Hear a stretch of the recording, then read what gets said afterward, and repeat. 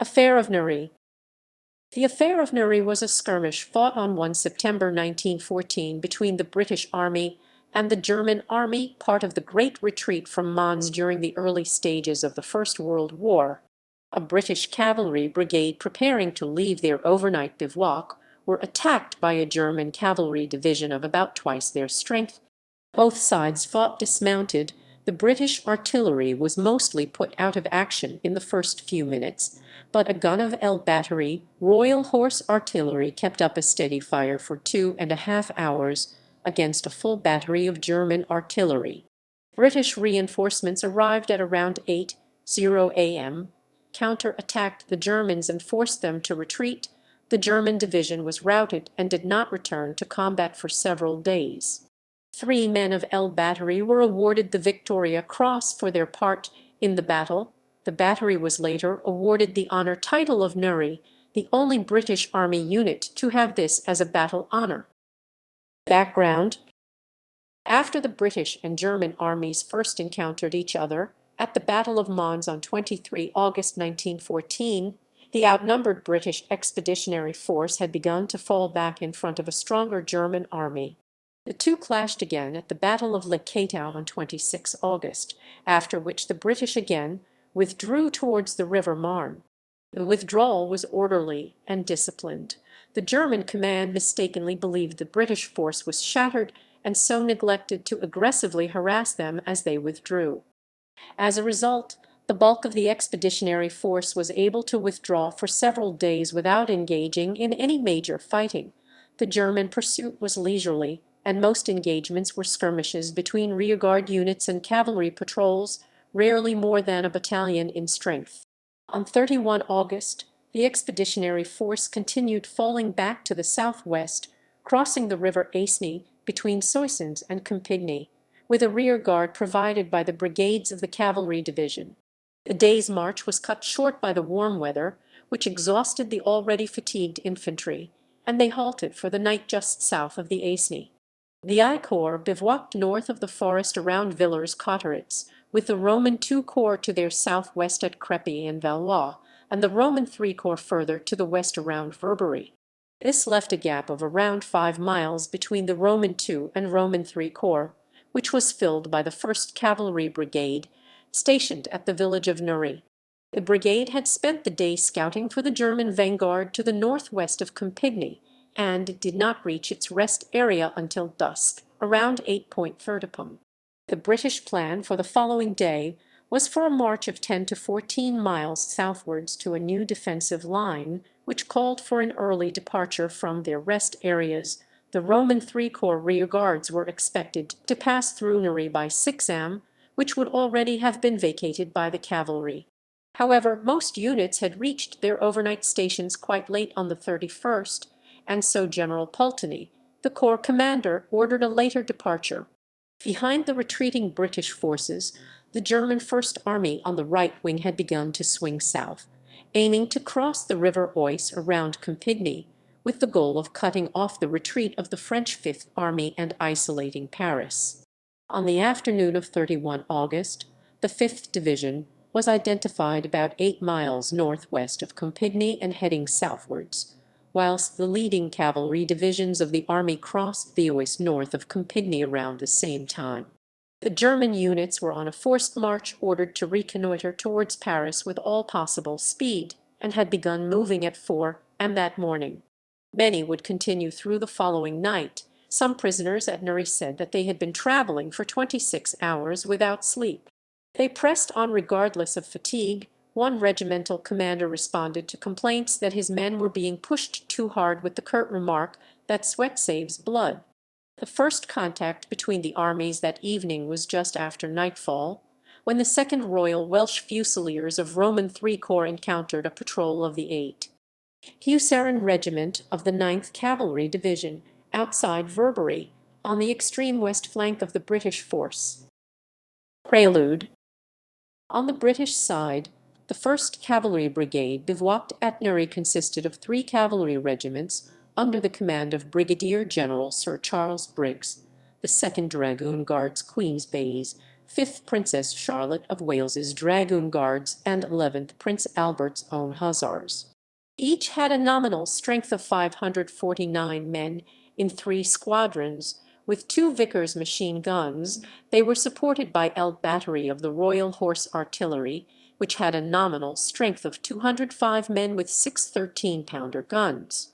Both units were part of the British Expeditionary Force BF Cavalry Division, and had seen action throughout the retreat from Mons, including fighting at the Battle of Mons and the Battle of Le Cateau, but neither had suffered many casualties and were still close to establishment size. The German First Army was screened on its left flank by the 3 divisions of the Hoter's Cavalry Commando II, under General George Cornelius von der Marwitz, that included the 2nd, 4th, and 9th Cavalry Divisions, while the Second Army's right flank was screened by the 2 divisions of the Hoter's Cavalry Commando I under General Manfred Freiherr von Richthofen, which the 2 corps had united on 30 August in the vicinity of Noyon. After a day of rest on the 30th, after crossing the Oise at Thouret, Marwitz received flight intelligence that the French were withdrawing south from Soissons. If they had proceeded in a southeasterly direction, they would have only reached the rear of the retreating French on his own initiative. He redirected his command to the south in an attempt to catch them on the flank. Marwitz was completely unaware of the British forces to the south. The HKK-2 was to make an all-night march, with the 4th Division proceeding directly through the forest of Compiègne, with the other 2 divisions taking a longer route around the west side of the forest. They were to rendezvous between 6 and 7 in the morning at Rosiers. Commanded by General Otto von Garnier, the division consisted of 6 722-man cavalry regiments in 3 brigades, along with a divisional artillery battalion of 12 guns, a battery of 6 machine guns, and 2 Jaeger light infantry battalions, each with a further 6 machine guns. The total strength was around 5,200. The divisional units were the 3 Cavalry Brigade 2, Cuirassier Regiment, and 9 Ulanen Regiment, commanded by Karl Leopold Graf von der Goltz.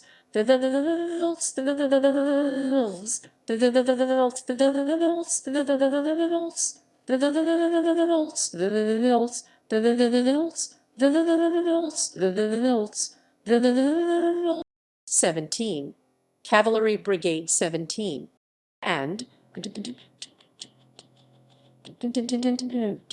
18. Dragoner Regiment, commanded by Ernst Graf von Schimmelmann, and 18. Cavalry Brigade 15, and 16. Husaren Regiment, commanded by Walther von Prinz. The Germans were equally affected by the fog, but several patrols were dispatched to reconnoitre the area. Vice-Feldwebel von Michael of the 17th Dragoons led a patrol to the west towards the south side of Néry. Hearing the familiar sounds of a camp, and initially thinking it was another German regiment, Michael, exercising caution, dismounted, moved closer, and after removing their helmets peered over a wall and found himself within 2 meters of an English corporal shaving. Carefully withdrawing and leading their horses for a safe distance, they remounted and raced to give the news to Garnier. At the same time, a second patrol under Sergeant Dittmann of the 17th were shocked. The German reports state that the British officer was thrown, and by the time he had caught his horse and returned to the camp, the German artillery was already firing. Upon receipt of the reports from his patrols, von Garnier immediately decided to attack. 2 of his mounted batteries were moved up to within 500 meters of Néry, and a platoon of mounted machine guns placed on each flank of the guns. Battle. Néry is set in a north-south oriented valley around a small river, which feeds into the river Ottony to the north. It is overlooked from the east and west by high bluffs. The main landmark was a sugar factory, just south of the village, where L Battery were billeted. The cavalry regiments were stationed in and around the village proper. Dawn on 1 September came with heavy fog lying in the valley. The force had been awakened and prepared for a move at 4:30 am, but due to the terrible visibility, it was decided to wait an hour and a half for the mist to clear, and the men stood down to rest, water the horses, and prepare breakfast. The teams for the artillery were left harnessed to their guns, but with the limbers lowered to take the weight off the horses. At 5:25 am, a patrol from the 11th Hussars, which had been sent out to the southeast, encountered a strong force of enemy cavalry and escaped back to the village. The regiment quickly took up dismounted defensive positions along the eastern edge of the village, though the commander of the 5th Dragoon Guards refused to believe an attack was imminent. At 5:40 am, firing began from the heights overlooking the village from the east, supported by machine guns and light artillery. This was the advanced guard of the 4th Cavalry Division, which had been surprised to encounter a British force and signalled. The commander, General von Garnier, sized up the situation and quickly ordered a dismounted attack on the village. The effects of the fire from the heights were dramatic. The riderless horses of the 2nd Dragoon Guards took fright and bolted along the road northwards, whilst the artillery was immobilized and forced to remain in the firing line. One of the first casualties was the commander of the battery, Major Sclater Booth, who was knocked unconscious as he ran towards the guns. Second in command of the battery, Captain Bradbury, took charge and managed to get 3 guns moved into firing positions, facing 12 field guns on the ridge to the east. 2 were quickly knocked out, leaving only 1 gun, under the direction of Captain Bradbury, assisted by Sergeant Nelson and 3 other men. It kept up a steady fire, drawing the attention of the German artillery away from the cavalry until its ammunition was almost exhausted. Bradbury was hit by a shell whilst trying to fetch more ammunition, and fatally wounded. The gun continued firing under Nelson and Battery Sergeant Major Dorrell, but finally fell silent sometime before 8 am, when reinforcements arrived. Whilst Bradbury kept the gun in action, the men of the cavalry regiments had moved into position on foot along the eastern edge of the village to prevent an attack by the dismounted German cavalry. At 6 am, 2 squadrons of the 5th Dragoon Guards were sent north to try to outflank the attackers, looping around to the east and pressing in to hold them in place. By the time Bradbury's gun stopped firing, the first reinforcements from Roman III Corps had arrived, the 4th Cavalry Brigade, with I Battery RHA and 2 battalions of infantry. I Battery began firing directly on the German guns, now exposed by the clearing mist, as did the machine guns of the 1st Middlesex Regiment. The German horses took heavy casualties, and when the artillery withdrew, 8 of the guns had to be abandoned for lack of horses to pull them. A squadron of the 11th Hussars passed through to pursue the retreating Germans for a mile, taking 78 prisoners from all 6 regiments of the German division. During the battle, the German cavalry nearly overran some of the British artillery, but reinforcements were able to halt the German attack, and artillery fire in the fog caused a temporary panic among horses and gun limbers. The reinforcements began to envelop the northern flank of the 4th Division, and ammunition ran short when the delivery was delayed. At 9:00 am, Garnier heard reports that Crepy and Bethesy were occupied and broke off the engagement to rally east of Néry, having lost a battery of artillery. The division then moved south via Roquemont to Rosiers.